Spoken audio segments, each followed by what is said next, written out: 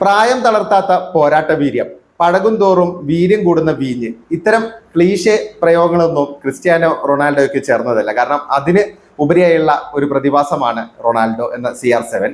എന്തായാലും നമ്മളത് കണ്ടു. സ്കോട്ട്ലൻഡിനെതിരെയുള്ള മത്സരത്തിൽ അവസാന നിമിഷം 88-ാം മിനിറ്റിൽ, കളി തീരാൻ നിമിഷങ്ങൾ മാത്രം ബാക്കി നിൽക്കുക, 88-ാം മിനിറ്റിൽ വിജയ ഗോൾ നേടി ക്രിസ്ത്യാനോ റൊണാൾഡോ വീണ്ടും പറങ്കിപ്പടയുടെ രക്ഷകനായിരിക്കുകയാണ്. സെക്കൻഡ് ഹാഫിലാണ് അദ്ദേഹം വരുന്നത്. കാരണം ആദ്യ ഹാഫിൽ അദ്ദേഹം കളിച്ചിരുന്നില്ല. സബ്സ്റ്റിറ്റ്യൂട്ടായി വന്ന് ബെഞ്ചിൽ നിന്ന് വന്ന് ടീമിൽ ഇത്രയും ഇമ്പാക്റ്റ് ഉണ്ടാക്കി ഒടുവിൽ സമനിലയിലേക്ക് പോകുന്ന മത്സരം വിജയത്തിൽ എത്തിച്ചാണ് ക്രിസ്ത്യാനോ റൊണാൾഡോ കളം വിട്ടത്. ഇത്ര മത്സരങ്ങൾ കഴിഞ്ഞിട്ടും, അല്ലെങ്കിൽ ഇത്രയും അന്താരാഷ്ട്ര മത്സരങ്ങളൊക്കെ കഴിഞ്ഞെങ്കിലും 39-ാം വയസ്സ് അദ്ദേഹത്തിനായി. ഇനിയിപ്പോൾ 40-ാം വയസ്സിലേക്ക് അദ്ദേഹം കടക്കുന്നു. എന്നിട്ട് പോലും അദ്ദേഹത്തിന് ഇപ്പോഴും ടീമിന് വേണ്ടി ആ ഒരു ഇമ്പാക്റ്റ് ഉണ്ടാക്കാൻ പറ്റുന്നു. നിർണായക സന്ദർഭങ്ങളിൽ, നിർണായക നിമിഷങ്ങളിൽ ഗോൾ നേടാൻ സാധിക്കുന്നു. അത് പോർച്ചുഗീസ് ആരാധകർക്കും ക്രിസ്ത്യാനോ റൊണാൾഡോയുടെ ഫാൻസിനൊക്കെ വലിയ ആശ്വാസം നൽകുന്ന ഒരു കാര്യമാണ്. കാരണം അദ്ദേഹം വീണ്ടും ഫോമിൽ എത്തിയിരിക്കുകയാണ്. കഴിഞ്ഞ യൂറോ കപ്പിൽ അദ്ദേഹത്തിന് വേണ്ടത്ര രീതിയിലുള്ള ഒരു പെർഫോമൻസ് കാഴ്ചവെക്കാൻ സാധിച്ചിരുന്നില്ല. ഒറ്റ ഗോൾ പോലും നേടാൻ കഴിഞ്ഞിരുന്നില്ല. അത് കുറേ വിമർശനങ്ങൾക്കൊക്കെ വഴിവെച്ചിരുന്നു. എന്തായാലും റോബർട്ടോ മാർട്ടിനസ് ക്രിസ്ത്യാനോ റൊണാൾഡോയിൽ നൽകിയ ആ ഒരു വിശ്വാസം അത് അദ്ദേഹം കീപ്പ് ചെയ്തിരിക്കുകയാണ്. ഇപ്പം തുടർച്ചയായി 2 മത്സരങ്ങളിൽ ഗോൾ നേടി. ആദ്യ മത്സരത്തിൽ ക്രൊയേഷ്യക്കെതിരെ നല്ലൊരു ഗോൾ നേടി അദ്ദേഹം ഒരു റെക്കോർഡ് എത്തിപ്പിടിക്കുകയും ചെയ്തു. 900 കരിയർ ഗോൾ എന്നുള്ള റെക്കോർഡ്. ഇനി അദ്ദേഹത്തിന്റെ ലക്ഷ്യം 1000 കരിയർ ഗോൾ എന്നുള്ള ആ ഒരു വലിയ നാഴികക്കല്ലാണ്.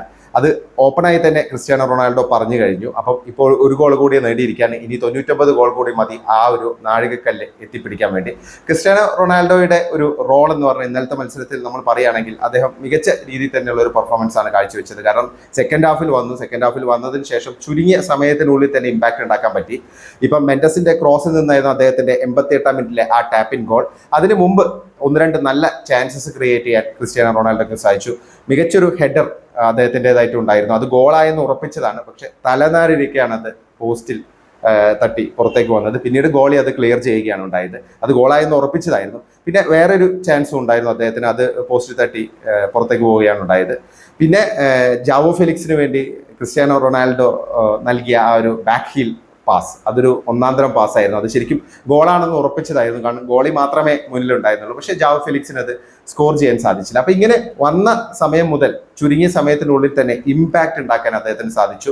ബോക്സിനുള്ളിൽ ശരിക്കും സ്കോട്ടിഷ് ഡിഫൻസിന് ഒരു തലവേദന സൃഷ്ടിക്കാൻ ക്രിസ്ത്യാനോ റൊണാൾഡോക്ക് സാധിച്ചു. അദ്ദേഹത്തിന് ഇപ്പം വരുന്ന ഫെബ്രുവരിയിൽ 40 വയസ്സാകും. അത് നമ്മൾ ആലോചിക്കണം. അപ്പൊ അതുകൊണ്ട് തന്നെ അദ്ദേഹത്തിന്റെ ആ ഒരു ബേസിക് ആയുള്ള ഒരു സ്കില്ലൊന്നും ഇപ്പോഴും കൈമോശം വന്നില്ല എന്നുള്ളതിന്റെ സൂചന തന്നെയാണ് സ്കോട്ട്ലൻഡിനെതിരെയുള്ള മത്സരവും ക്രൊയേഷ്യക്കെതിരെയുള്ള മത്സരവും കണ്ടത്.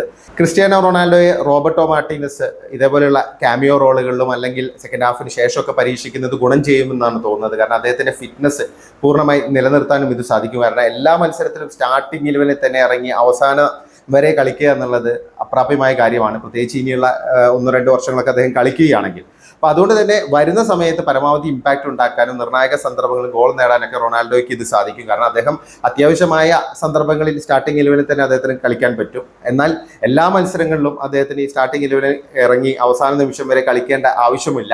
കാരണം കിട്ടുന്ന അവസരങ്ങൾ മാക്സിമം യൂട്ടിലൈസ് ചെയ്ത് ടീമിന്റെ ഒരു നിർണായക സാന്നിധ്യമായി തുടരാൻ റൊണാൾഡോയ്ക്ക് ഈ ഒരു സ്ട്രാറ്റജി ഗുണം ചെയ്യുമെന്നാണ് തോന്നുന്നത്. എന്തായാലും ക്രിസ്ത്യാനോ റൊണാൾഡോ ആരാധകർക്ക് ഇത് വലിയൊരു ആവേശം നൽകുന്ന കാര്യമാണ്. കാരണം അദ്ദേഹം അടുത്ത ലോകകപ്പ് 2026-ലെ ലോകകപ്പ് കളിക്കുമോ എന്നുള്ളതാണ് വലിയൊരു ചോദ്യം. എന്താണ് നിങ്ങൾക്ക് തോന്നുന്നത്? ക്രിസ്ത്യാനോ റൊണാൾഡോയുടെ ഒരു പെർഫോമൻസിനെ നിങ്ങൾ എങ്ങനെ വിലയിരുത്തുന്നു? പ്രത്യേകിച്ച് ഈ 2 മത്സരങ്ങളിൽ UEFA നേഷൻസ് ലീഗിലെ അദ്ദേഹത്തിന് അടുത്തൊരു ലോകകപ്പൊക്കെ കളിക്കാൻ പറ്റുമെന്ന് നിങ്ങൾക്ക് തോന്നുന്നുണ്ടോ? നിങ്ങളുടെ അഭിപ്രായങ്ങൾ കമന്റായി രേഖപ്പെടുത്തുക.